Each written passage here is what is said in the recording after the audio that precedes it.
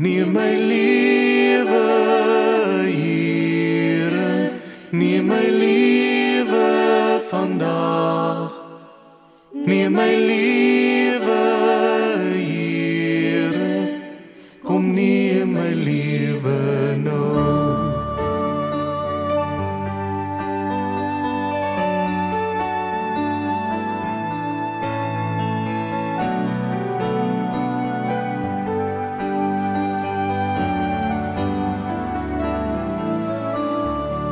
Neem my lewe, laat dit hier, U gewy wees meer en meer. Laat my hart gedurig juig en van dankbaarheid getuig.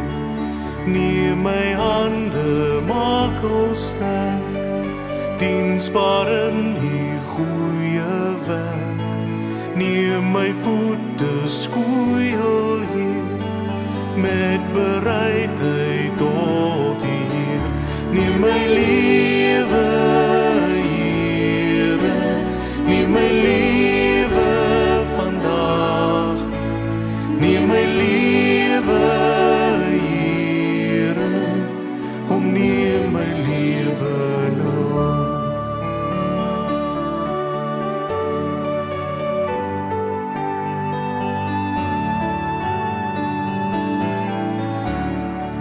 Neem my goud en silwer hier, niks noem ek my eie meer. Al my kennis en verstand stel ek in U Vaderhand. Maak my hart vir U tot troon, deur U Gees wat in my woon. Rig my wil, gevoel en daad, altyd na U wyse raad. Neem my lewe, Here, neem my lewe vandag. Neem my lewe, Here, kom neem my lewe nou. Neem my lewe, neem my lewe vandag. Neem my lewe, Here, kom neem my lewe nou. Kom neem my lewe nou. Kom neem my lewe nou.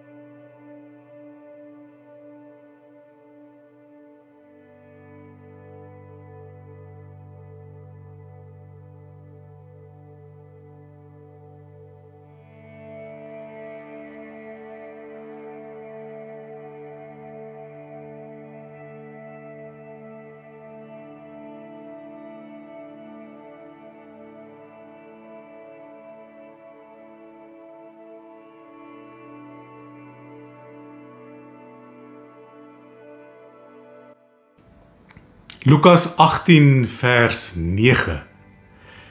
En hy het ook met die oog op sommige wat op hulle self vertrou, dat hulle regverdig is en die ander verag, hierdie gelykenis vertel. 2 manne het na die tempel opgegaan om te bid.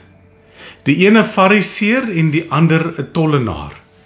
En die Fariseer het gaan staan en by homself so gebid: O God, ek dank U dat ek nie soos die ander mense is nie. Rowers, onregverdiges, egbrekers, of ook soos hierdie tollenaar nie. Ek vas 2 keer in die week, ek gee 10des van alles wat ek verkry. En die tollenaar het ver weggestaan en wou selfs nie sy oë na die hemel ophef nie, maar het op sy bors geslaan en gesê, o God, wees my sondaar genadig. Ek sê vir julle, hierdie laaste een het geregverdig na sy huis gegaan, eerder as die eerste een. Want elkeen wat homself verhoog, sal verneder word, en hy wat homself verneder, sal verhoog word. Vriende, welkom by hierdie laaste Sondag van ons 10 weke staptog, as pelgrimsreisigers deur die Calvary Road. Wat 'n wonderlike voorreg. My gebed is dat ons in afhanklikheid sal staan voor die Here by hierdie laaste Sondag en dan weer alles oordink tot sy heerlikheid. So Vader, ek vra vir U dat hierdie woorde en die waarheid van U woord sal weer klink in ons harte. Dat verharde harte sag sal word en dat ons U Gees sal toelaat om ware herlewing te laat uitbreek in ons gemeente. Vir 10 Sondae het ons 'n verlange daarna gehad om herlewing te sien en te beleef. Om daaroor te dink, hoe die lewe van Jesus Christus die middelpunt van my verlange word en bly. En Here, ek bid dat hierdie 10 Sondae nie net 'n hoogtepunt sou wees en dan taan dit weer nie. My gebed voor U bly dat ons sal volhard in hierdie waarhede en sal aanhou toeneem, dat Jesus se lewe meer sal word en ek net eenvoudig minder. Dankie dat ons hierdie laaste gelykenis nou kon aanhoor en ek bid dat hierdie waarheid in ons hart sal insink in Jesus se naam. Amen. Amen. So vriende, waarmee ons hier te doen het in ons laaste gedeelte Lukas 18 is waar ons Here Jesus Christus hierdie gelykenis vertel van die Fariseer en die tollenaar. Maar wat ons mooi sal moet besef, is dat hierdie gelykenis deel vorm in die konteks van 'n baie groter, breër werklikheid. Indien jy nou in jou Bybel so blaai na Lukas 18 vers 1, sal jy sien is die gelykenis van die onregverdige regter en klink die eerste vers so, en hy, Jesus, het ook aan hulle 'n gelykenis vertel met die oog daarop dat 'n mens gedurig moet bid en nie moedeloos word nie. En dan hoor ons van hierdie weduwee wat nooit opgegee het nie. Vriende, wat hier gebeur is dat Jesus in albei hierdie gelykenisse vir ons iets wil leer en vir sy omstanders iets wil leer van opregte ware gebed. In die eerste gelykenis van Lukas 18 is dit eintlik hierdie woorde van ons moet gedurig bid sonder om op te hou.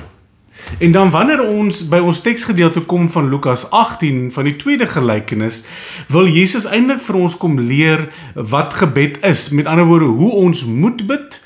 En ek dink wat pragtig is in die gelykenis, as jy dit 'n bietjie deurgelees het by die huis, of nou na hom te geluister het, is ook dalk oor hoe ons nie moet bid nie.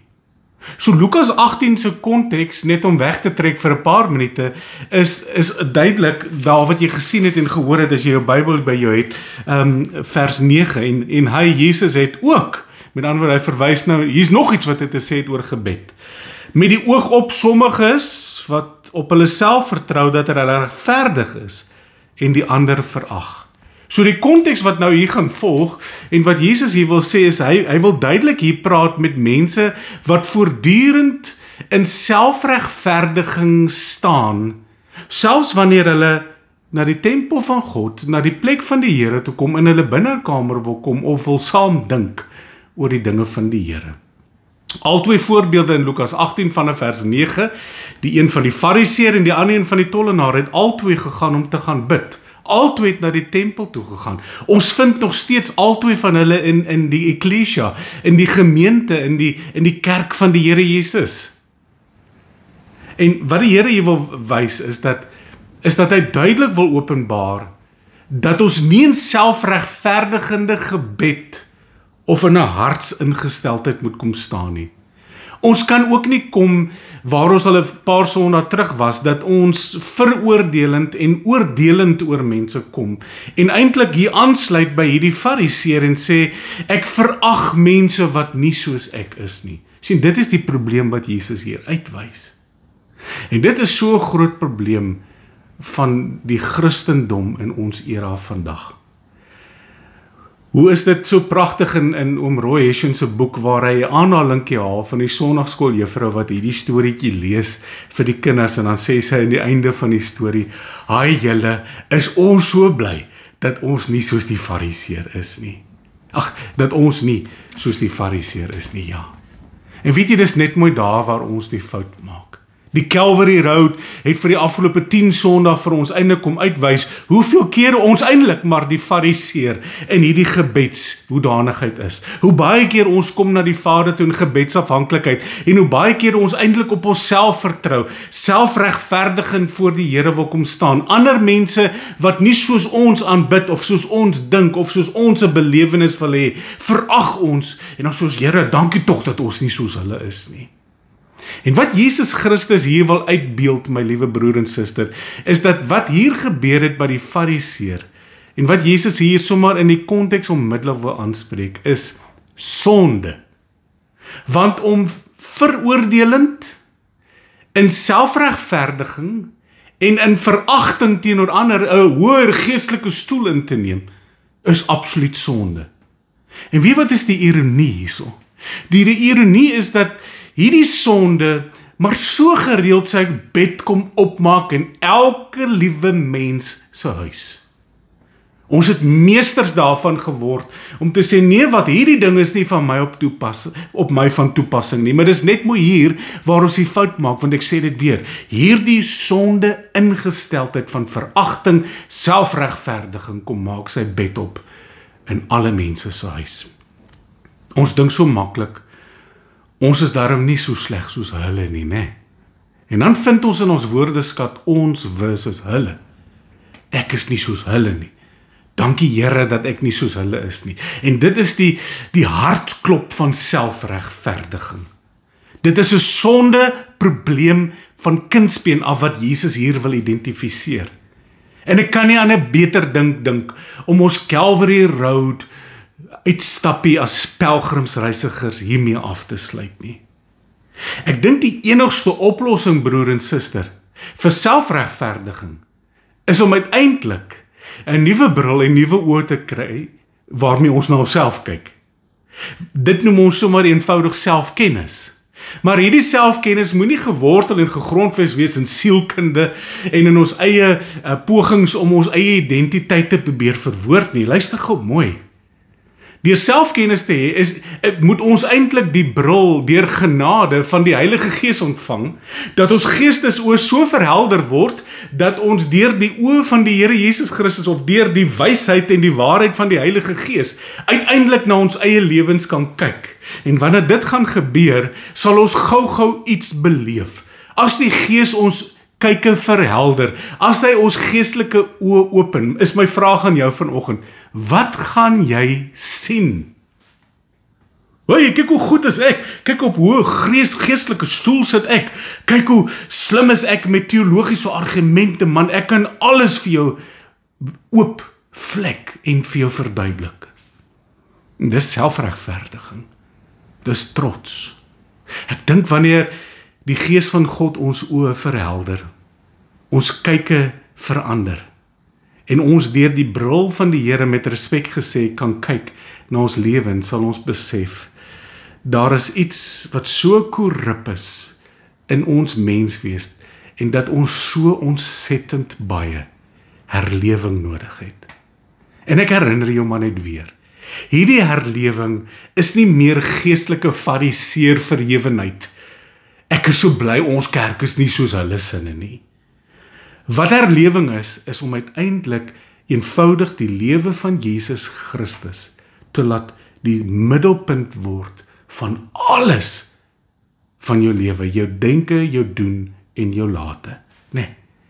So dis wat moet gebeur. Ek dink die fariseer gees en die verhardheid wat maak dat ons dink ons is beter as ander mense, die lysies wat ons begin opnoem, hoekom ons dink ons is beter as ander mense, ek maak daarom nie daai fout nie, dit is so vroom, nee, dit is so vroom, en voordat jy vind, is vroomheid, slaan jou met blindheid, en wanneer jy geslaan is met blindheid, dan neem jou vroomheid toe, en dan raak jou lysies langer, en dan raak die redes hoekom jy dink jy is eintlik maar beter en meer geestelik as ander, raak net al hoe groter.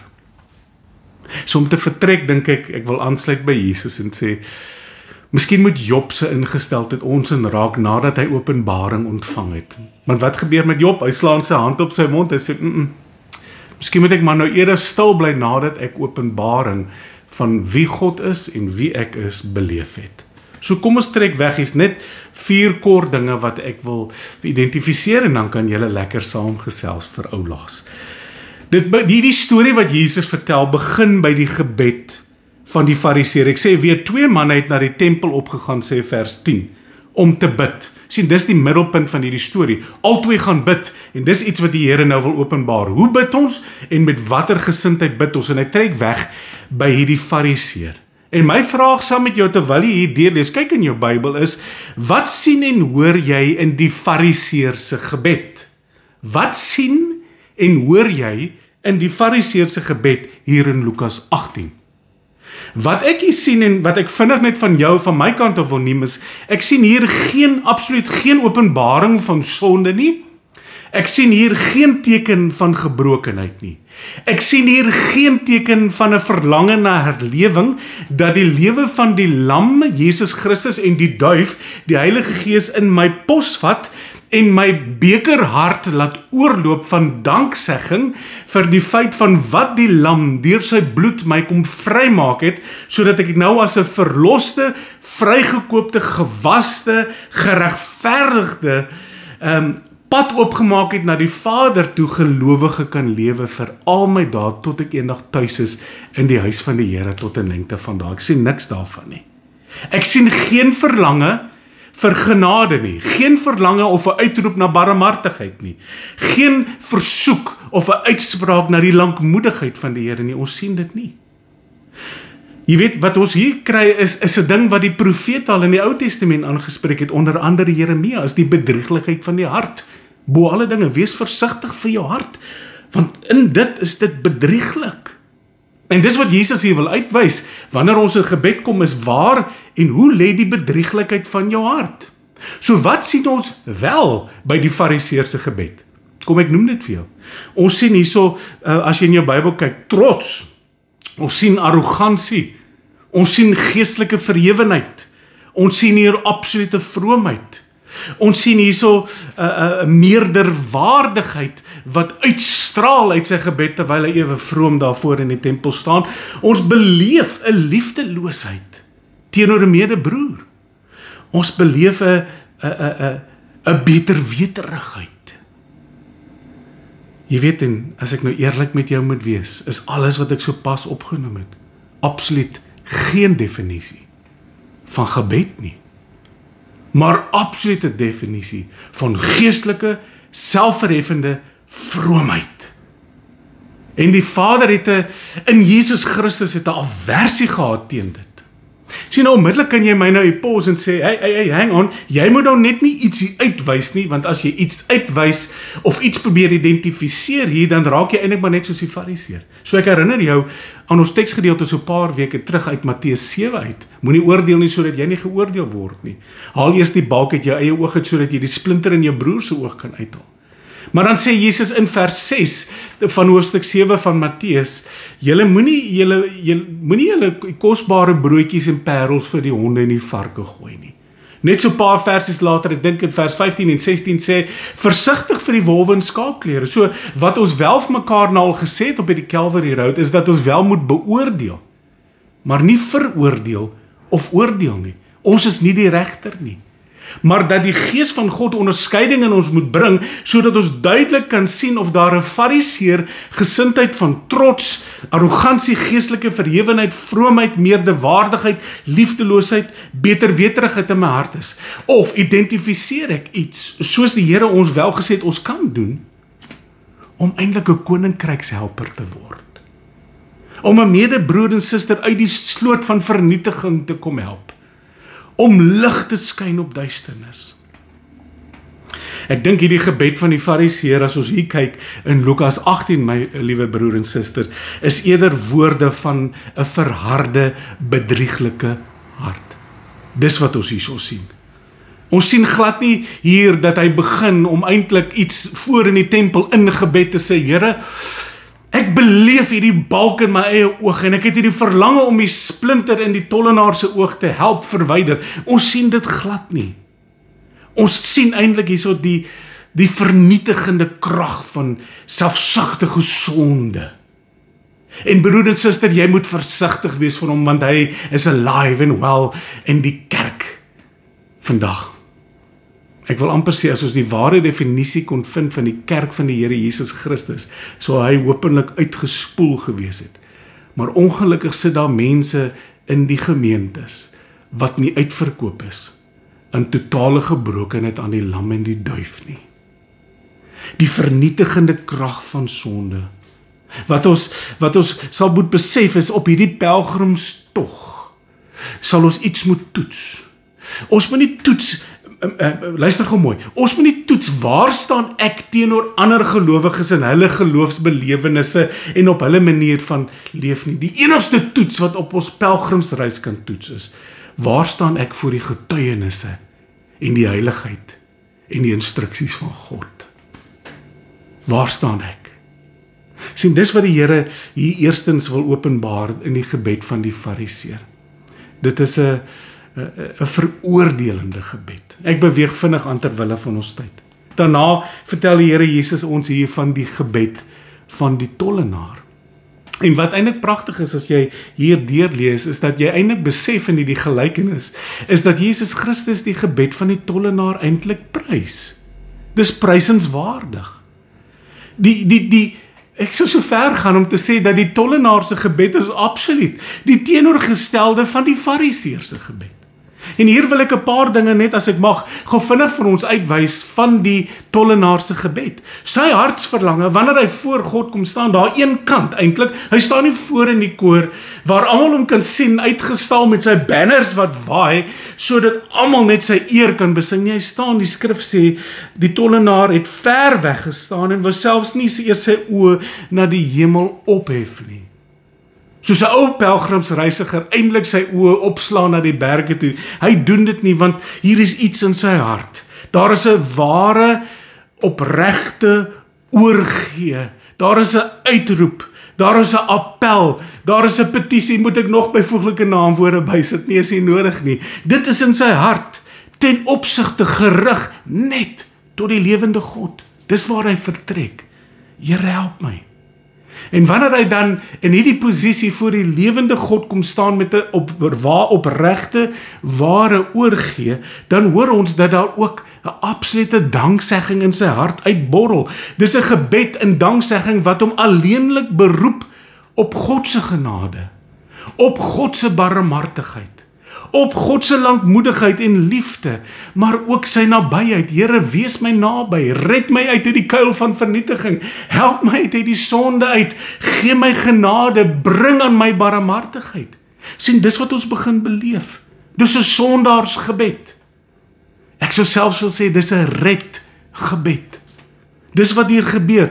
Dis ook 'n persoonlike gebed. Here, wees my. Dis nie net, kyk na hulle, kyk na daai broer en suster, kyk na daai kerk, kyk na daai pastoor. Ek is so bly ek is nie soos hulle nie.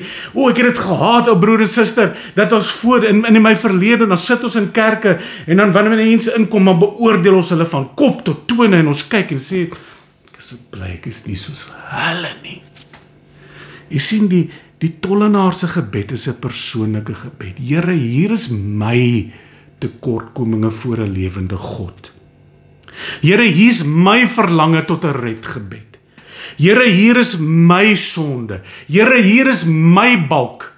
En Here, help my om daai balk uit my oog uit te haal. Help my in u genade en barmhartigheid en lankmoedigheid en goedheid en guns om daai balk uit my eie oog te haal, want ek besef, ek wil so graag in dieselfde genade gaan uitdeel, sodat 'n medebroer en suster die splinter uit hulle oog ook kan uithaal.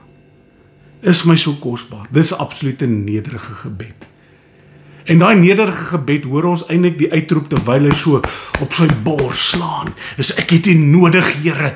Ek het U nodig. Ek gaan nie voor in die koor staan om die aansien te kry nie, maar wat ek besef, wanneer ek in gebrokenheid en nederigheid kom staan, met 'n verslae hart, is dat ek U nodig het, Here.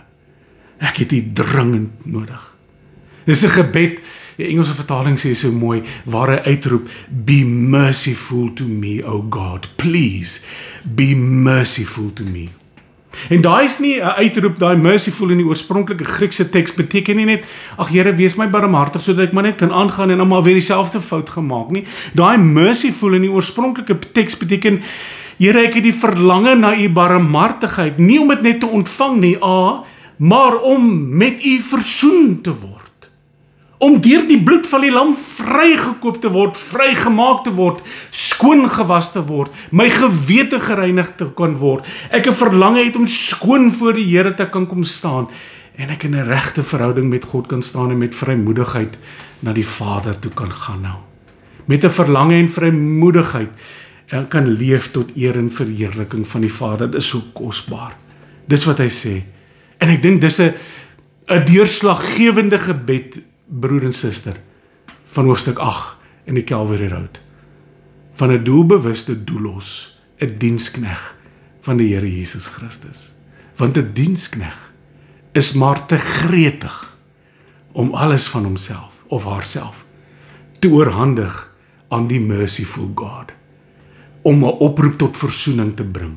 Om te sê, geen prys, niks wat U vir my vra is ooit te veel nie. Ek lê my lewe neer. Neem my lewe, Here. Laat dit U gewy wees, meer en meer. Ons kry daai pragtige hoofstuk in Hebreërs 4 waar ons groot hoëpriester reeds deur die hemele deurgaan het, die seun van God. Laat ons hierdie belydenis vashou. En dan sê hy so mooi in vers 16, let us lay hold of that mercy. En ek sê weer, daai mercy is om versoen te word. Let us lay hold of it, sê die oorspronklike vertaling. Here, laat ek met alles wat in my het as 'n doelos en as 'n knegg van die Here, let me lay hold of that mercy, daai versoening. Maar dan is daar 'n B-deel en hy sê, let me find and meet grace. Want as jy versoen is en gegryp het na mercy, versoening met God deur die bloed van die lam, dan vind jy, en jy sal nooit weer wil los, die genade van God wat gekom het deur die lam se bloed, deur Jesus, jou verlosser nie. Sien, dis wat hier gebeur in 'n gebed wat in gebrokenheid voor die Here kom. Ek laaste puntjie net oor hierdie en dan sluit ek af. Dis 'n hartsgebed, met ander woorde. Dis 'n hartsgebed wat so op die bors slaan dat dit kan nie wag om uit 'n mond van gebrokenheid en 'n sondebesef en humility uit te bars tot die enigste reddende lewende God wat by magte is om my daarvan te kan verlos nie. Dis 'n hartsgebed wat nie kan wag om as 'n dienskneg aan te hou in heiligmaking en aan te hou uitroep dat my verlange is om by die lewende God te bly, om te groei en by die troon van God te bly en daar te kniel, my knie te buig en my tong te bely, dat Christus waarlik die Here is. Dit is wat die Here, selfs deur Dawid se gebed in Psalm 51, gaan kyk daar vers 17, ek gaan dit nie nou vir jou opsoek nie, dis wat hy daar sê. Ek sluit af. Sjoe, kan jy glo 10 weke. Ek wil vir jou laat let op Jesus se woorde aan die einde van Lukas 18 vanaf vers 14. Vers B. 14 vers B. Elkeen wat homself verhoog, sal verneder word. En hy wat homself verneder, sal verhoog word. Nou dis die beauty van hierdie hele gelykenis. Aan een kant kry ons hierdie verhoogde, selfregverdigende, trotse fariseer, waar ek dink ons harte baie mooi moet weeg, waar baie van ons die meeste van die tyd is. Maar wat die Here van ons wil hê, is 'n opregte, bekeerde, iemand wat sy hart in gebrokenheid voor die Here bring. My vrou sê, wil haar net so mooi gesê, sy sê, oh, by the way, dankie dat ek kan vra dat julle 'n bietjie terugvoer gee oor die Calvary Road. Daar het intussen 8 mense reeds terugvoer gegee. Asseblief, wil jy nie net met ons deel of met myne deel wat jou geraak het nie. Sy deel met my dat sy besef dat die sleutel van al 10 hoofstukke, behalwe dat dit herlewing bring deur die lewe van Jesus Christus, is die sleutel gebrokenheid. Johannes het dit so mooi gesê, Johannes 3, Jesus moet meer word en ek moet minder word. Nee. So wat Jesus hier sê, elkeen wat homself verhoog sal verneder word en elkeen wat homself verneder sal verhoog word. So nederigheid en gebrokenheid is waarmee ek hierdie 10de Sondag wil afsluit. Alle mense op hierdie aarde word hiertoe geroep. As jy nie dit verstaan nie, dan verstaan jy nie die oproep tot wedergeborenheid nie. Dan verstaan jy nie wat Jesus vir Nikodemus gesê het, dat vlees gaan net vlees na vore bring, maar as jy van bo af gebore word deur die Gees, dan bring dit Gees na vore, en die Gees het geen groter lieflike verlange as om herlewing in jou lewe te bring, en jou beker te laat oorloop, en te kom rus op die lam nie, en dit is om herlewing in jou lewe te wederbaar, maar dit begin by gebrokenheid en nederigheid, dis die pad. En ek wonder by myself, hoe antwoord en reageer Jesus hierop? Op hierdie nederigheid en gebrokenheid? Hoe reageer hy op hierdie hele konteks van gebed? En ek wil vir ons dit afsluit, ek lees 'n paar verse. Jesus sê in Lukas 22 vers 32, sê hy so mooi, vir Petrus, ek het vir jou gebid, dat jou geloof nie moet ophou nie. Ek het vir jou gebid, dat jou geloof nie moet ophou nie. So kan jy glo dat die herlewende een wat binne in jou wil woon en kom woon deur die bloed van sy wederbaring en regverdigmaking en nuwe lewe, daaraan uitverkoop is om te bly bid vir jou dat jy by die plek sal bly van gebrokenheid en nederigheid. En dat jy sal volhard op hierdie weg en nie die weg van die fariseer nie. Van selfverhewenheid en trots en selfsug en eie belang nie, maar dat jy daaraan sal sterf so gou as wat jy kan. Ek gee vir jou Romeine 8, wat Paulus daaroor te sê het in Romeine 8 vers 34. Wie is dit wat ons dan veroordeel? Dis nie die Calvary Road se boek nie. Calvary Road se boek is nie 'n condemnation of 'n veroordeling gewees die afgelope 10 sondae. Dit is 'n conviction. Dis om jou terug te bring by die lam. Dis om jou terug te bring in 'n hegte, liefdevolle verhouding met die hemelse Vader. Dis om te volhard in die opstandingskrag na die God die Vader toe. Om te volhard daar waar ons vir ewig sal wees. Hoor wat sê Paulus? Wie is dit dan wat ons veroordeel? Hoor nou hier. Christus is dit wat gesterf het. Ja, meer nog. Wat ook opgewek is, wat ook aan die regterhand van God is, wat ook vir ons intree. Dis wat hy sê. Hy sê vir Petrus, ek bid vir jou. Hier sê hy, Jesus het opgestaan uit die dood, hy het gaan sit aan die oorwinnende plek aan die regterhand van God, om vir jou in te tree. Waarvoor? Dat jy in nederigheid en gebrokenheid 'n doelloos sal bly. Dat jy nie sal oorgee aan die luste en die verlange van die ou vlees en die ou Adam en terugkeer na die braaksel van 'n hond en die modder van 'n vark nie.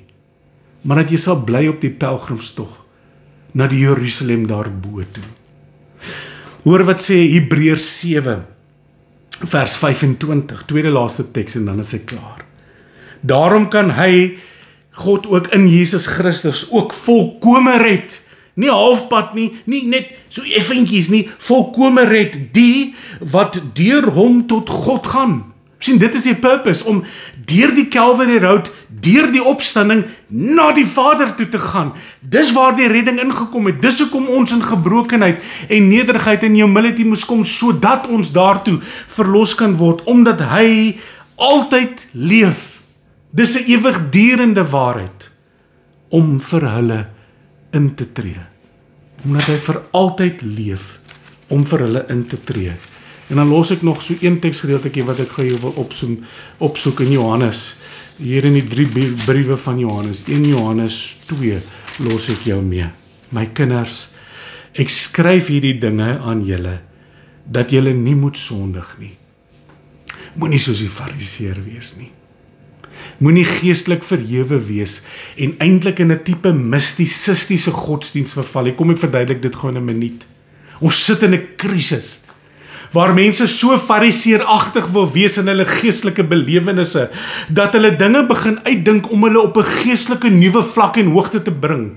En dan begin daardie dinge wat hulle self produseer en baie keer self uitdink en self na vore bring in geestelikheid, raak vir hulle nuwe benchmark. Dit vervang as te ware die gesag van die woord en die influistering van die waarheid van die Heilige Gees en die lieflikheid van Jesus Christus. Dit gaan bo die woord, dit gaan bo dit transform bo dit, want dan later is dit wat mense soek, is die belewennisse en die geestelike manipulasie en geestelike verhewenheid. Ek kan dit sien, ek kan dit hoor, ek kan dit beleef.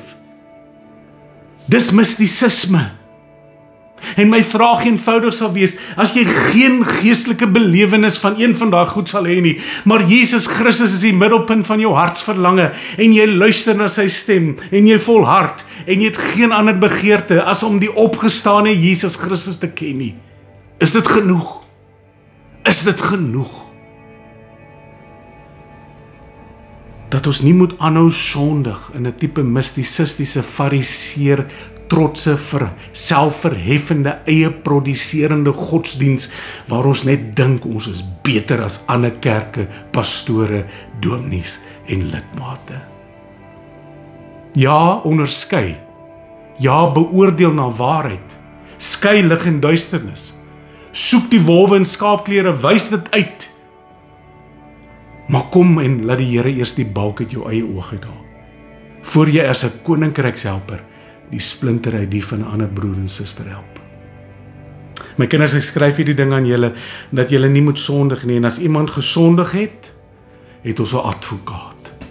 Die skrif sê 'n voorspraak by die Vader, Jesus Christus, die regverdige. Jy is nie die regverdige nie, Jesus is. En sy verlange in hierdie afgelope Calvary Road, wat ons al van verlede jaar af aangepak het, was om die lewe van sy seun deur die kragtige werking van die Heilige Gees lewend te maak in ons gemeente se hart. Ons uitroepe na hierdie Lukas 18, een broer het so mooi gesê toe ons die uitreik hier by ons huis gehad het oor die Calvary Road. Een van die aande het een van die broers gesê, as ons klaar is hier by hoofstuk 10, dan besef ons, dan begin ons maar net weer by gebrokenheid, nee. Dan begin ons maar net weer by gebrokenheid. Weer by nederigheid. En as daar iets in ons lewens is, wat fariseeragtig sy kop uitsteek, dan repent ons daaroor. Dan kom ons na die Here toe en vra vir hom, Here, bid vir ons, hou aan bid, dat ons hart nie bedrieglik sal wees bo alle dinge nie, maar oopgevlek voor U sal wees. En dan het ons eintlik as 'n pelgrimsreisiger op hierdie Calvary Road, in die opstandingskrag van die Here, op die groot pad van heiligmaking, na die lieflikheid van die Vader, toe het ons een lied wat ons aanhou sing. Ek het U nodig, Here, ek het U nodig. Ek het U nodig. Ek gaan ook op my bors slaan.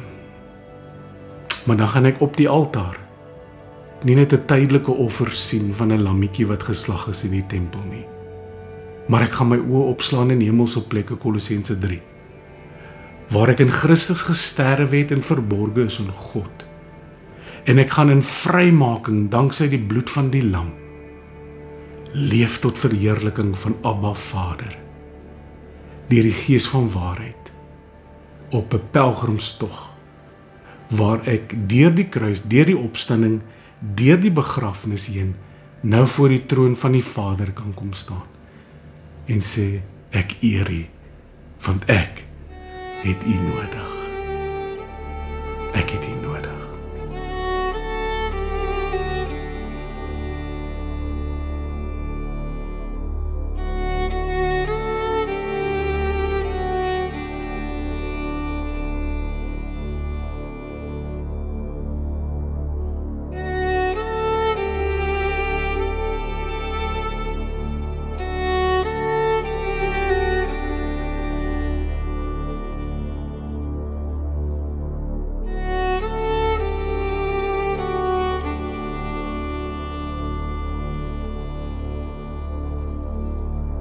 Ek het U nodig, Heer, U is my hoop, my Heer, U is my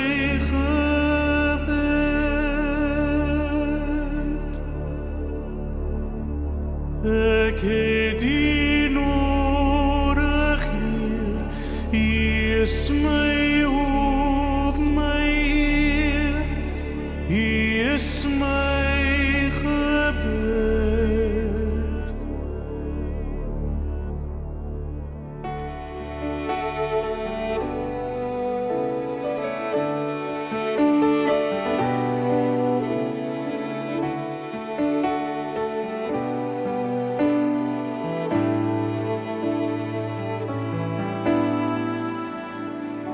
Ek lig my hoop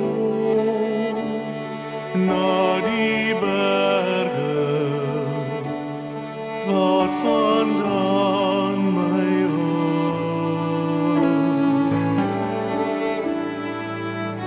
My hulp kom van U, Hemelvader, U is die Skepper God. Ek het U nodig, Heer, U is my hoop, my Heer, U is my gebed. Ek wag nog op U, Heer, kom en vul my nou met liefde en U lig. Ek lig my hoop na die berge, waarvandaan my hulp. My hulp kom van U, Hemelvader,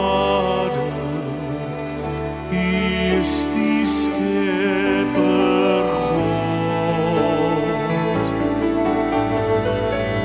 Ek het U nodig, Heer, U is my hoop, my Heer, U is my gebed.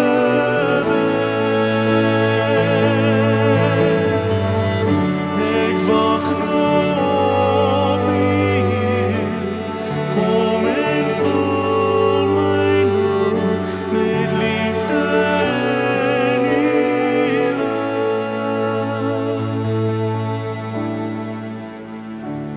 Ek lig my hoop na die berge, my